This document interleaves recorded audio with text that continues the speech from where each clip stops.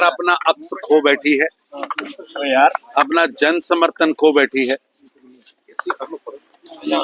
और उमर अब्दुल्ला की सरकार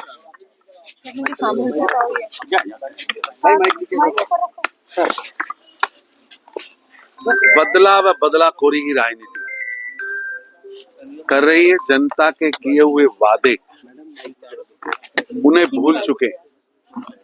आज जम्मू कश्मीर बिजली क्राइसिस, पानी क्राइसिस से जूझ रहा है और उमर अब्दुल्ला जी इस पर कोई काम करने के बजाय केवल व केवल शेख चिल्लियां बयां कर रहे हैं। आज मैं भी अखबार पढ़ रहा था,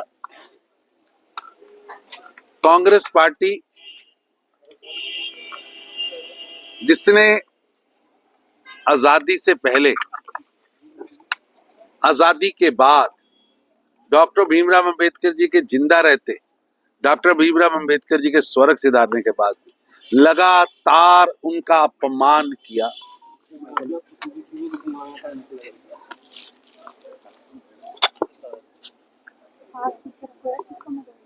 उनके विचारों का विरोध किया, देश की आजादी से पहले भी किया, आजादी मिलने के बाद की सरकार में भी किया। उनसे जबरन इस्तीफा लिया गया और अगर आप उनका इस्तीफा पढ़े तो आपको स्पष्ट होगा कि पंडित नेहरू की मानसिकता पूज्य डॉक्टर भीमराव अंबेडकर जी के कितनी खिलाफ थी। आप उस पत्र को अगर देखें, जो पत्र देश के पहले प्रधानमंत्री और कांग्रेस के अध्यक्ष पंडित नेहरू जी ने देश के मुख्यमंत्री को आरक्षण के खिलाफ लिखा। देश कभी भूल नहीं सकता कि डॉक्टर भीमराव अंबेडकर जी को सदन के अंदर पहुंचने से रोकने का कुकृत्य, अपमान करने का कुकृत्य कांग्रेस के पहले अध्यक्ष, देश के पहले प्रधानमंत्री जवाहरलाल नेहरू जी द्वारा किया गया। यहां तक कि खुद नेहरू जी ने तो भारत रत्न लिया, इंदिरा जी ने भी अपने आप को भारत रत्न दिया। डॉक्टर भीमराव अंबेडकर जी को भारत रत्न नहीं देने दिया। डॉक्टर भीमराव अंबेडकर जी के सामने जिस व्यक्ति को चुनाव में खड़ा करके डॉक्टर भीमराव अंबेडकर जी को नेहरू जी ने हरवाया था, उसको भारत रत्न दिया। 90 के दशक में जब देश के अंदर भारतीय जनता पार्टी की सपोर्टेड सरकार आई, तब 40 साल बाद, लगभग 40 साल बाद पूज्य डॉक्टर भीमराव अंबेडकर जी को भारत रत्न मिला। आज ये कांग्रेस के लोग घड़ियाली आंसू बहा रहे हैं। मैं पूछना चाहता हूं राहुल गांधी जी से कि उनके पिता श्री राजीव गांधी जी ने देश की कमीशन का विरोध नहीं किया। इंदिरा गांधी जी ने मंडल कमीशन की सिफारिशों को नहीं दबा के रखा, आरक्षण की सिफारिशों को नहीं दबा के रखा। एससी वंचितों का आरक्षण छीनकर धर्म के आधार पर मुस्लिम को देने का पाप कांग्रेस पार्टी ने किया।